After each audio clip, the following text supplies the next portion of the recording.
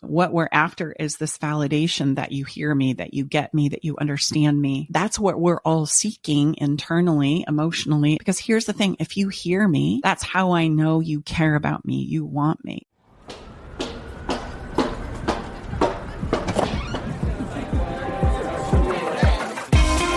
Hey, thank you for coming.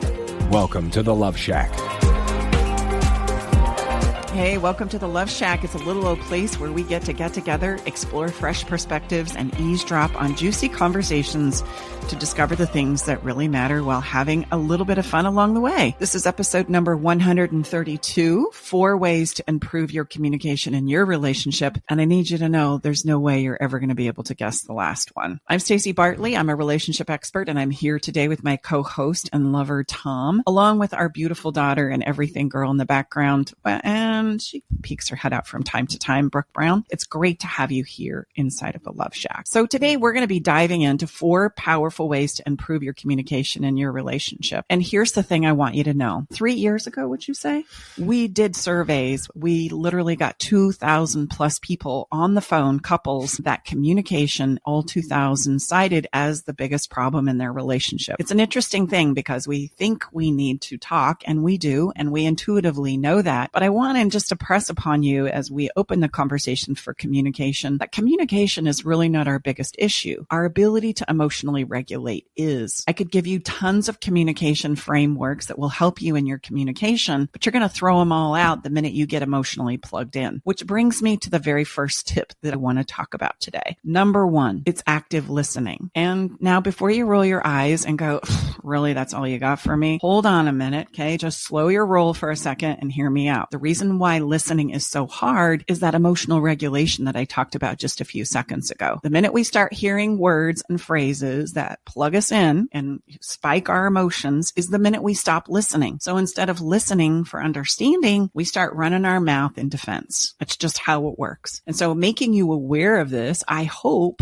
will help you understand how important active listening is. It really is the hardest part of communication because we can get plugged in so easily, and then our heads, our minds, our brains are thinking about what I'm going to say and how I'm going to defend myself than actually truly listening and hearing you out. Maybe you did it when I said number 1, active listening, and all of a sudden you go, oh, whatever. This is all you got. We do it as human beings all the time. Well, and I think it's really important. Your number 1 tip is listening. And I think most of us, me included, when we hear communication, it's about talking, right? I was just going to say that same exact thing. I think other people will say, no, the thing I need in this episode is that me and my spouse never talk to each other. So how am I supposed to listen if he's not talking? And the thing is he's or she is probably not talking because you don't active listen. All you do is defend yourself to them. And that is not active listening. Exactly. I love that you pointed that out because talking is the easy part. Right. And it's hard to stop talking sometimes when you get plugged in. So that's why listening is the harder part of the exchange and communication. There's 2 parts, the listener and the sharer, and where it tends to go haywire and why it is you find yourself talking about everything and plus the kitchen sink when you sit down to have a conversation about money, kids, or the fight that we had last night is because everybody is pinging with and reacting to what's being said. And then we're drawing out evidence to support my statement. And literally what's happening is we're saying, I'll listen to you after you listen to me. And you're like, screw you. You listen to me first and then I'll listen to you. And nobody's listening at all. And it goes back and forth and we spiral into these cycles of fighting and can't seem to get out of them. Again, it's because nobody's listening. So when you're having a conversation and you need it to go well, the number 1 skill that I can give you is to listen. Like resist the temptation for your brain to start pinging around, coming up with your defense, and give your partner your full attention. I'm going to also suggest that if this is difficult for you, which it probably is going to be in the beginning, get yourself out a little pad of paper and a pen. And when you're listening and something gets fired off, just go ahead and write it down on the piece of paper and then come back to listening and resist the temptation to jump in, to interrupt, to talk over, to essentially lose your composure, which is that emotional push-up. That's what I call it, that emotional regulation or that ability to do an emotional push-up. Just hold hold it for a moment. And then when the communication switches, you can go to your list and you haven't lost anything. You can go ahead and just pick up where you wanted to speak. Active listening is a very big part of creating emotional safety in relationships, which we've done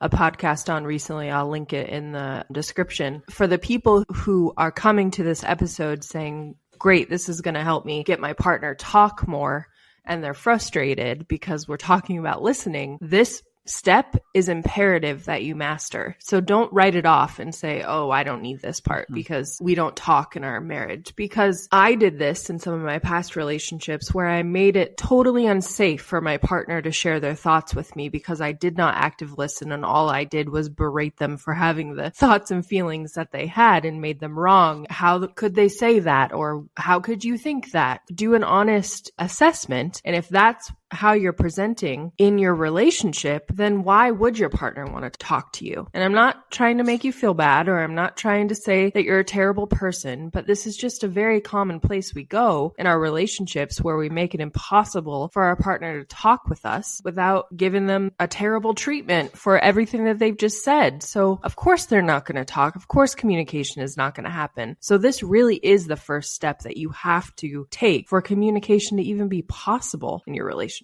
It is the place where communication breaks down right here, is nobody's listening and everybody has something to say and everybody wants to be heard. And so that's literally what we're fighting for. And then we're going to gather evidence to support the reason why you should listen to me now. And everybody feels more and more negated and less understood. And I just want to point out here that the goal of communication truly is to understand. Like, that's a hard period, especially when we're talking about matters of the heart. It's more about understanding yourself and understanding your partner than it is anything else. Because once you get to a place of understanding, there's going to be a tremendous amount of relief that happens just from that simple act. And we've not changed anything. We've not solved any of our big major problems, but now everybody feels better because you feel heard, even if I disagree with you. And so that literally is the pursuit in our communication. And there's no way we can arrive at the important aspect of understanding if we're not listening. And all we're doing is talking. And so we need to do less talking and more listening, especially when it counts the most. Not fight more, not run your mouth more, not come up with more evidence, not step into defensiveness, not do the blame thing, not diagnose somebody, label somebody, leverage and manipulate, rally the troops and say, everybody says this. It's letting all of that go and truly saying, help me understand where you're at and what is going on for you. And I promise I'm going to shut my mouth and listen. I'm going to wrap my head around this. That would be the number one thing you can do. We've had my brother David on our show, and he was in our men's group last month and said, and we've heard David say this before, people, they're not looking for your advice. They simply want you to hear them most times. Yeah. And if they do, they'll ask for the advice. Yeah. Remember that I said, well, that's a good one, you know? And this brings us to step number 2, because what we're after is this validation that you hear me, that you get me, that you understand me. That's what we're all seeking internally, emotionally, because here's the thing. If you hear me, that's how I know you care about me. You want me. And that's where the conversation can go sideways really quickly. If you're dismissing me, talking over me, labeling me, 9 times out of 10, I'm going to go to, you don't love me. You don't care about me. You don't want this relationship. I'm giving up. I'm shutting down now. Why does it all matter? And I'm either going to stop talking. I'm going to stop talking altogether, or I'm going to get exceptionally demonstrative and I'm going to attack you because I'm sick and tired of not being heard and I don't know how else to get it. So this emotional validation, number 2, is very important when we are listening and we're trying to improve our communication. Stay with us. We'll be right back.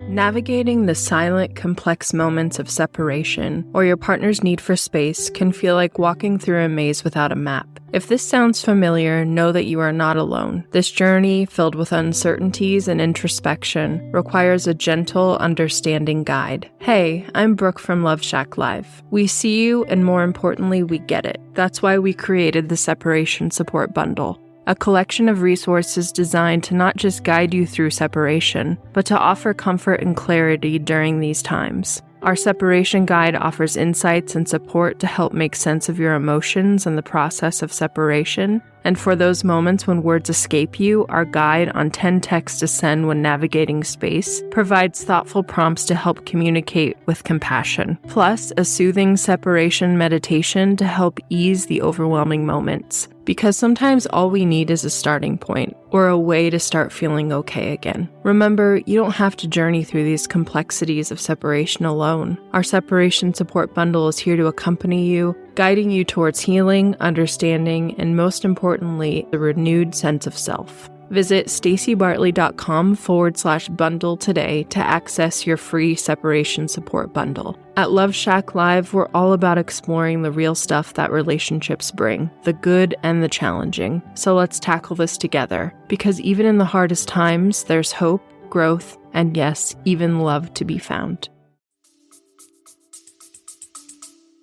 It's literally acknowledging what your partner is thinking and feeling as they're sharing it with you. And this can be done through body language, personal cues of, hey, I heard you, or tell me more about this. I don't really quite understand where you're coming from here. Will you elaborate a little more? Or even if it's difficult for you to hear, something along the lines of, man, this is really difficult for me to hear. Let me just take a breath here and come back to the listening, because I feel like this is something I really need to understand. As I like to say as a demonstration, often, if Tom tells me I'm verbally abusive, what can I do with that? That would be really hard for me to hear. Number one, it's going to fire my emotions off. Absolutely. And if I attack, which I'm probably, if I don't regulate myself, going to do, it's going to sound a lot like, man, I can't believe you'd say that to me.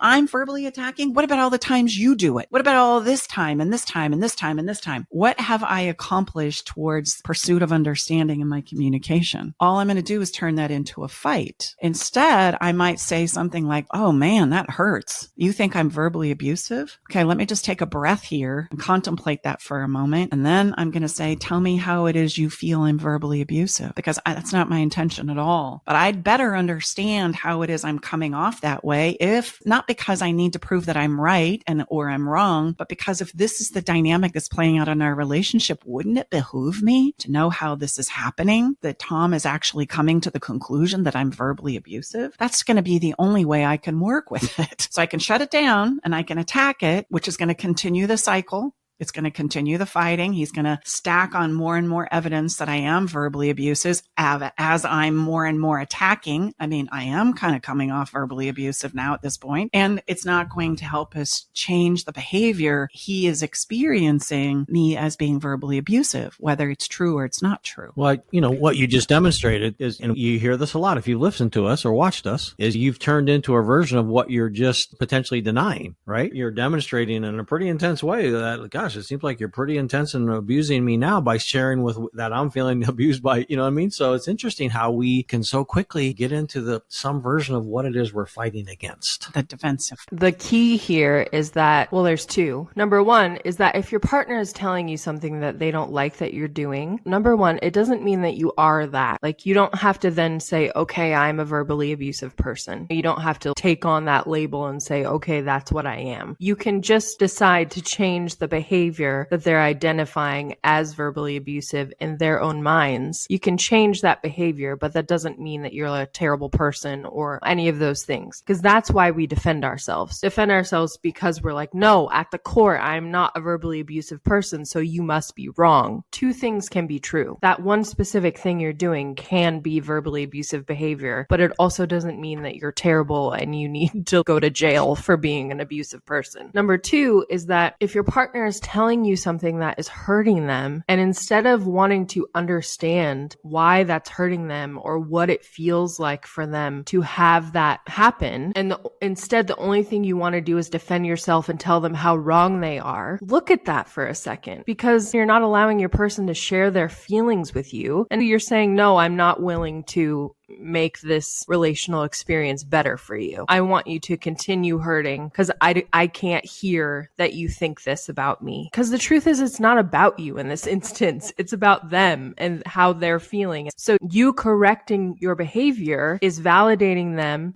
but it also doesn't mean that you have to think the same thing. We get so mired in that. No, I'm not a terrible person, so this can't be true. But if you're stuck in that way of thinking, then you're refusing to acknowledge acknowledge how your partner feels. Well, you know, I just want to stack on that, if I may, because what we interpret as verbally abusive or defensive or controlling, etc., can be a myriad of things. It's no one thing. And so, as a mentor once said to me, pay attention to the ones that punch you in the gut, because those are probably the things you need to look at, and let the rest of it blow by. And what plugs you in is going to be a variety of different things for different people. And so there might even be, in this example that I'm going to stay with, verbally abusive, there might be a phraseology or a word that could potentially fire my person off. And all of a sudden they travel back in time to a place where that was used as an abusive technique in the families of origin that they were growing up in, or with some kind of an interaction with a friend or family member. And it gets registered in our brain emotionally as something that's abusive. And so if I'm not willing to explore how it is I'm coming off as verbally abusive in our communication, well, then all of a sudden I'm going to miss A, understanding what fires my partner off or Tom off, and B, there is no way we're going to change the dynamic in this co-creation between us for the better. And it doesn't mean I'm verbally abusive just because somebody said so, just like you said. What it means is there's phrases, there's body language, there's tonality, there's a lot of things that are firing off from my partner that are causing them to come to the summation that I am verbally abusive. I want to understand that, especially if I feel like I'm not verbally abusive. Like, how is this happening? And just to stack one more, we have just so clearly identified it's the personal movie framework that we talk about often, meaning there can be all kinds of stimuli that all of us navigate every day, and there's a myriad of many, many different responses to that. That's the absolute confirmation that we all have different experiences to the same stimuli. Okay, so that's important for us to remember. Like Brooke said,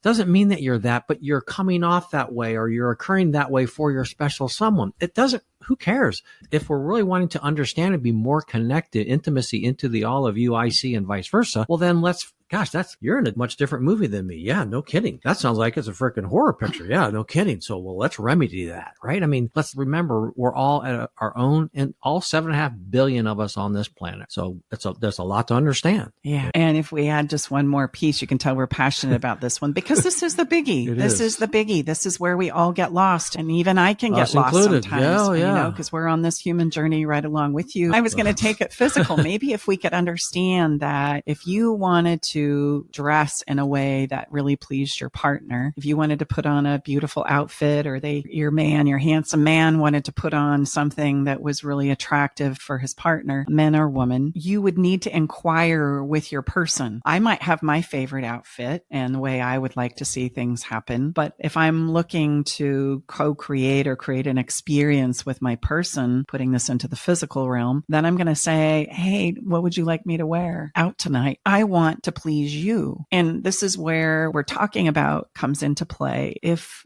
we want to please our partners and give them a safe place to co-create with us in our relationships, then what fires them off needs to be understood. And that's no different than what pleases them visually or intimately is something we need to understand and know. And this is in that same realm of understanding my partner, what makes them tick, what fires them off, what arouses them. I want to know those things, and I'm not going to be able to guess or tell them what it is. It's something that needs to come from them. And so often we take these things really personal when they come to the emotional nature, and we're not so good about saying them. We're not so good about communicating them because we haven't been given a lot of skills and communication frameworks and understanding to understand the language of love to such a degree we can say it. And we don't understand that what I might say might fire somebody off for reasons that don't make any sense to me. And that's human. Then we're back to the races. So this emotional validation piece is really important. You're basically just saying, okay, let me understand. Let me not attack. Let me not shut down. Let me do my best to stay present and understand where you're really coming from, so that maybe we can take a crack at deciding what we can do to change this experience for the two of us in this co-creation called a relationship. A couple of other super tips I want to give you around emotional validation is don't talk for someone. Do not talk over someone. Do not talk for them. If you don't give them a place to express themselves, there's no way they're going to feel emotionally emotionally validated, seen, and heard, you've lost them. So many times when we get fired off, we, no, that's not the way it happened. No, you can't say it like that. No, that is not how you feel. That is not what happened. Or, no, see, this is where you turn into a narcissist. And I'm literally interrupting the conversation, and I'm going to disrupt the understanding. I'm also going to disrupt the safety. And now we're either going to fight or the conversation's going to be done. You're over. Would that be a place then, instead of that, would be genuine, curious questions to help you better understand what it is that's troubling or painful for your partner? Yes. And just realize, because of what we just mentioned a few minutes ago about everybody has the things that work for them and it may not make any sense to you. When you do this, at best, you're guessing, and you're also preventing them from being able to emotionally digest and validate themselves. It's through the talking. Sometimes I just need to know I said it, and you're preventing that from happening. Even if you do know, let them say it, because you're helping, supporting them in the conversation, and you're creating a lot of things you need, like emotional safety to share. And then best case scenario, you're just going to validate what you already heard or what you've already known anyway. So everybody wins in that scenario. If you jump in and say it for them or cut them off, now you're in a race to the bottom, and there's no winners there in the communication. Second piece I'm going to give you is, when it comes to the sharing, realize that communication is a sharing and a listening component. When I'm in the sharing role, I need to be mindful of owning how I think and feel. Just because my partner is the person hanging around when we were having a conversation and I had some thoughts and feelings that came up for me, does not mean it's their fault. If you're the one feeling it, then it's a message for you, and it's something that you need to find the remedies for and the ability to express. We can't blame the person who's firing these things off. And yes,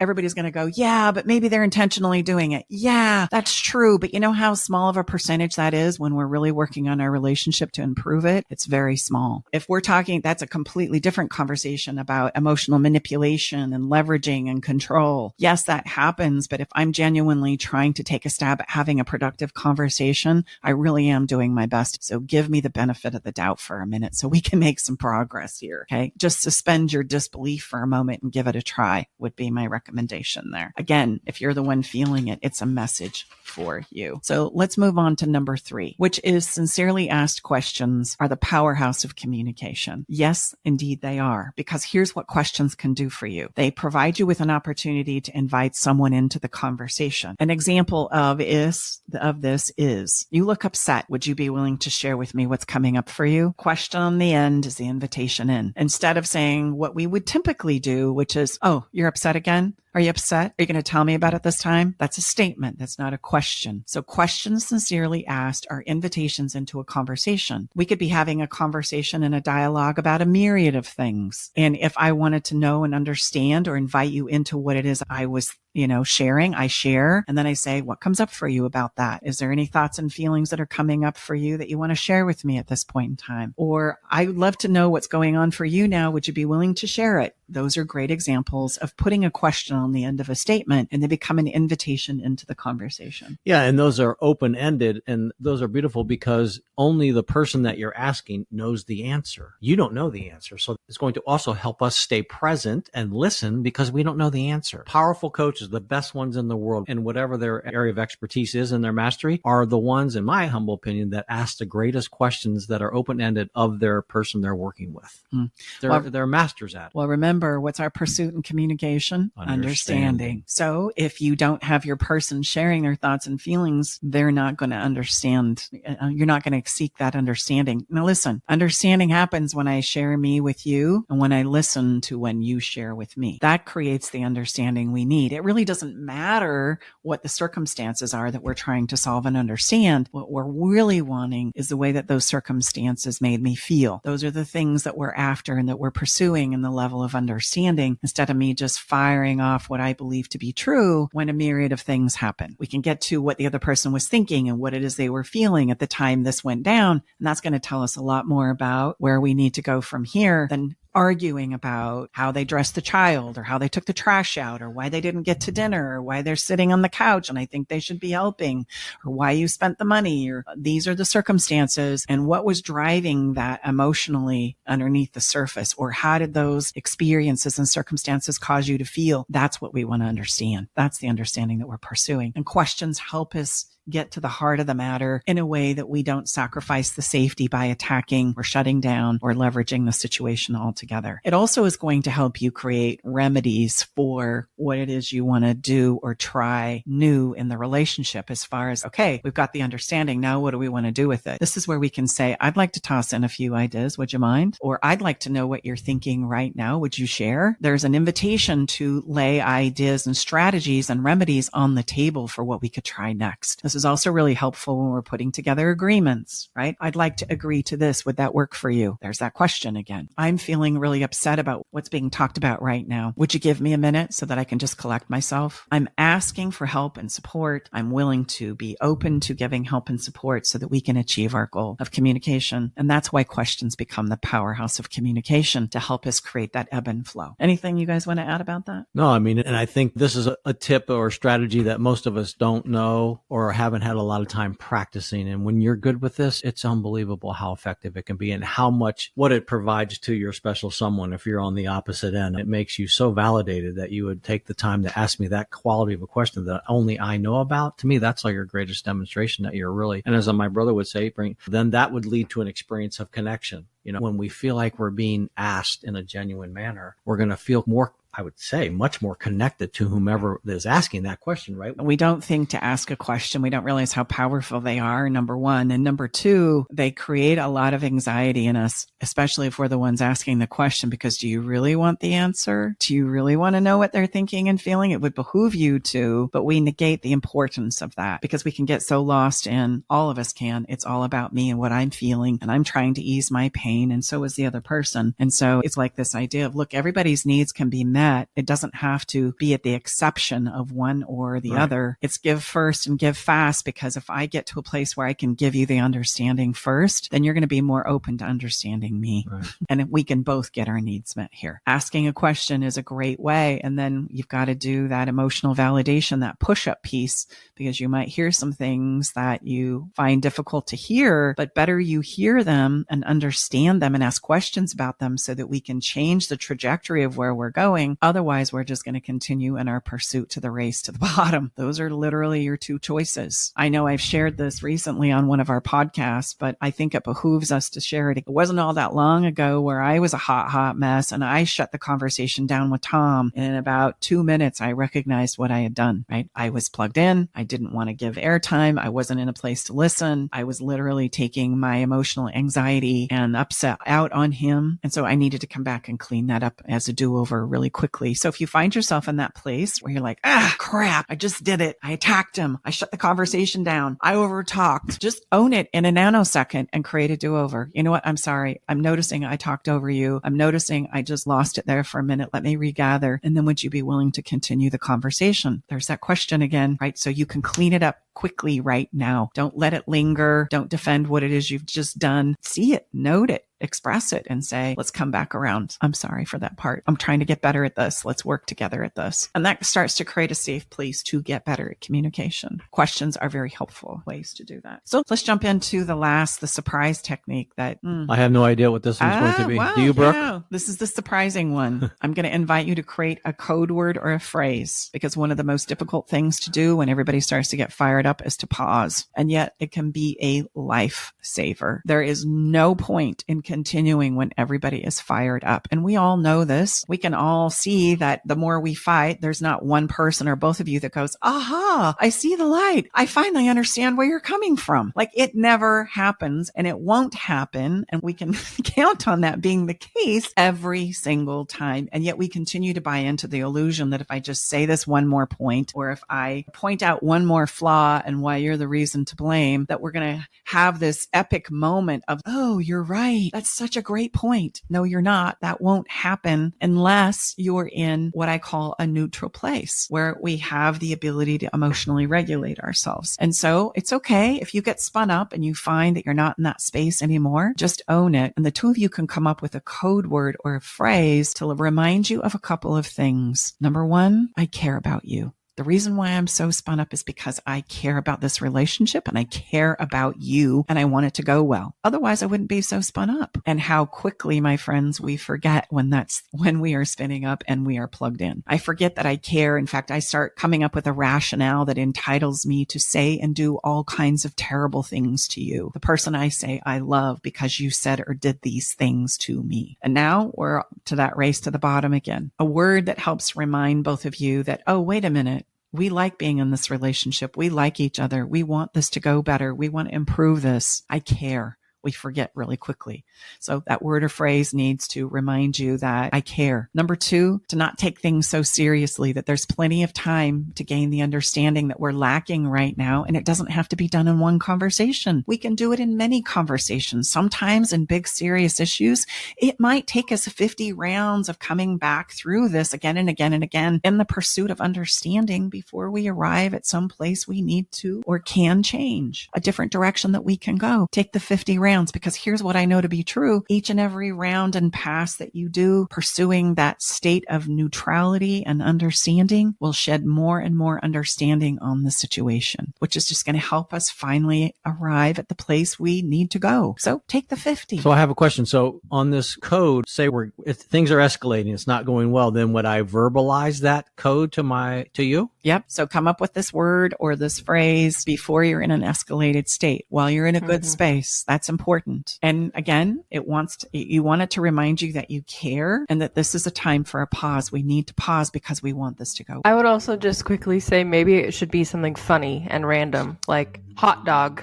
Yeah. So that when you say it, it seems like absurd and you both could take a second and laugh, So it really reset the vibration and energy of the situation. No, I think that's a good, some couples, you need to come up with a word that resonates with the two of you that communicates. We need to pause because we want this to go well and I care. And humor is often a great interrupter, but so is, hey, cuddle, or hey, lovemaking, or hey, flower. I mean, something that evokes, or children. And that might be the key word because we want this to go well for ourselves and our family, right? So find a word that's humorous, random, or find a word that takes you to that heart space. Find what works for you. I would say whatever, have it be effective. Meaning, so just whatever's going to reset it quickly, because that's the whole point. Super tip is to quickly reset and get you both out of your funk. One that I use often with Tom is, you're so sexy. You're so sexy. And he'll go, oh, stop it. I know what you're doing. I know, but it works. And then it's like everybody can just exhale. So just find one that works for the two of you. Talk about it, dialogue about it, and don't be afraid to play around with it. Like, you can change the word once you've come up with the word.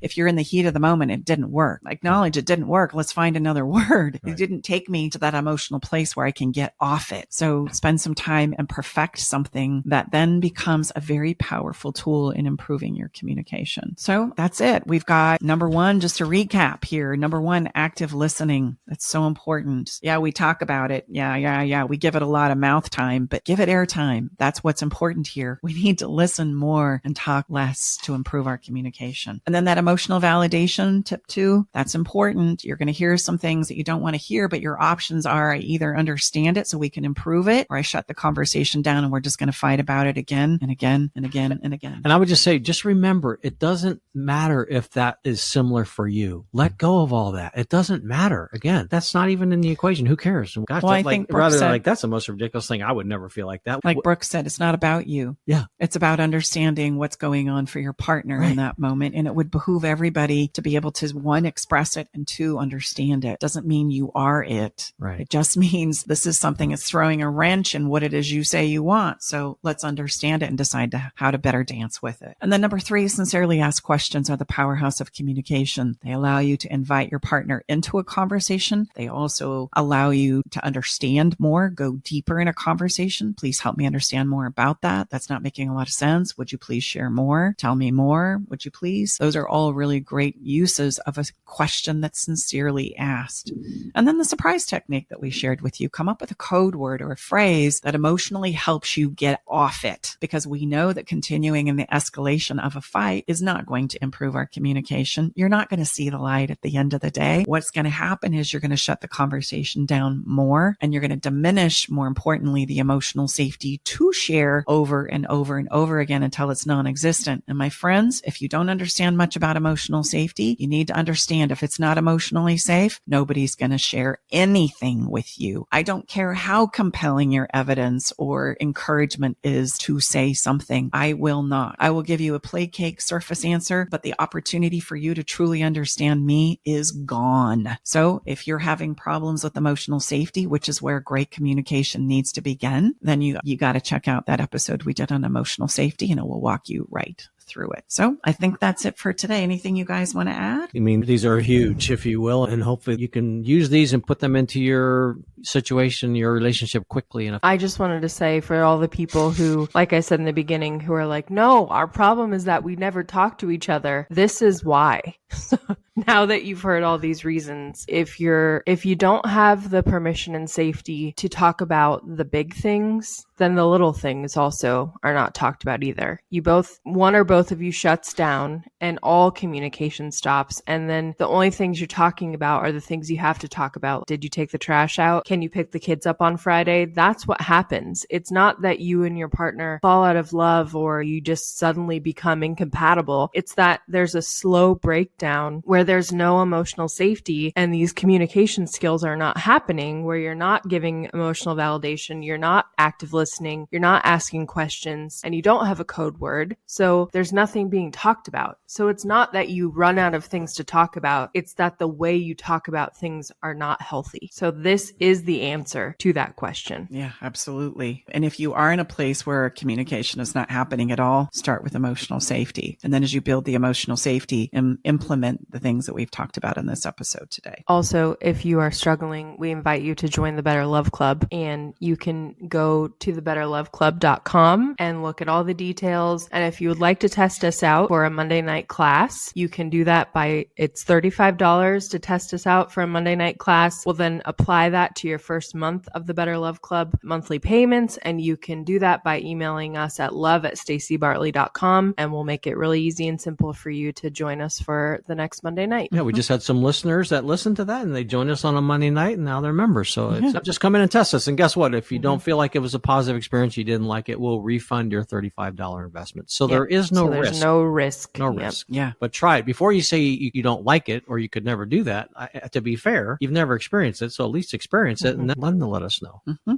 Yeah, we've got a whole pillar dedicated to communication here. My greatest advice to you is if you're in a place where the communication is not going well and it's shut down, don't wait, because it's not going to improve. The way to improve relationships is through the lens of communication. That's why all 2,000 participants said our biggest problem is communication. Yeah, you're right, but not for the reasons you think. There's other components that go into just forcing yourself or your partner to talk, as we've highlighted here today. And there's many, many nuances beyond this. When we get masterful at the things we've talked about, this is the basics. And then we can start stacking on how you say it and the frameworks necessary to organize what you need to say in a way that it can be heard. But we can't even go there until we get some of these basic things foundationally implemented into your relationship. So reach out to us, get some help, and get some support. We would love to be that place of refuge for you to help you improve your relationship. You deserve that. You absolutely do.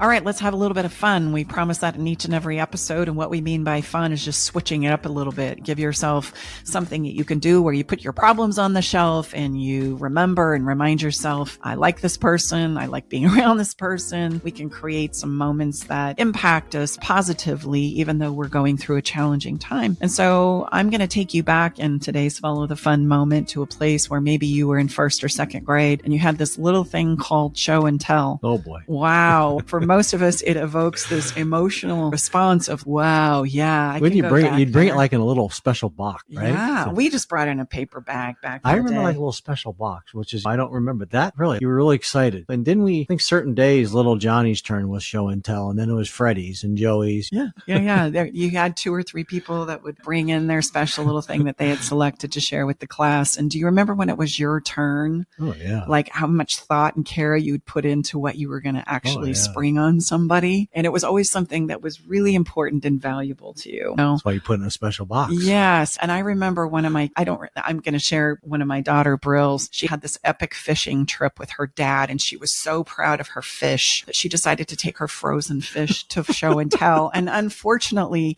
before they could get to the show and tell, it had melted in her backpack and it started to smell.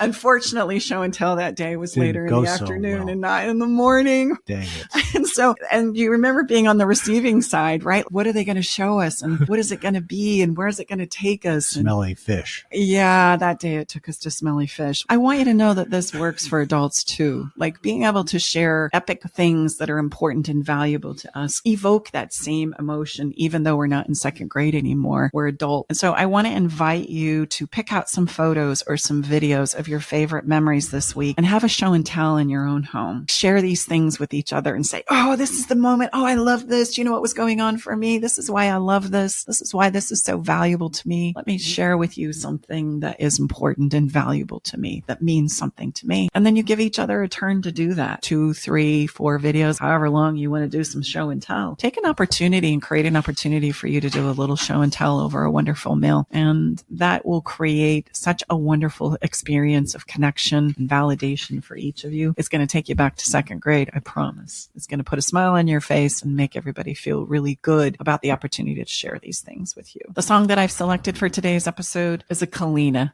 She has a song called Love Language, which I just thought was so appropriate for our episode on communication today. In her song, she talks about be patient with me. I want to be fluent in your love language and not get lost in the translation. And that really is the goal when it comes to communication. I can't say it enough. It's the pursuit, understanding not who's right and who's wrong and whose fault this is. That's where we go in our communication pursuits, is trying to figure out who's to blame for the challenges and the emotional experiences I'm having. And instead, we need to get fluent in each other's love language. Beyond physical touch, affection, those kinds of things, I need to get fluent in how you feel and where you go when X happens. That's my opportunity. And it's my opportunity to discover those things for myself. So you can listen to this week's song along with all of our entire playlist on our website, our podcast page, or you can find it on the Spotify playlist at Love Shack Live Playlist. We just put this together for yet another added layer of experience. We want you to feel the conversation that we've attempted to have here with you today, as well as we just like music. So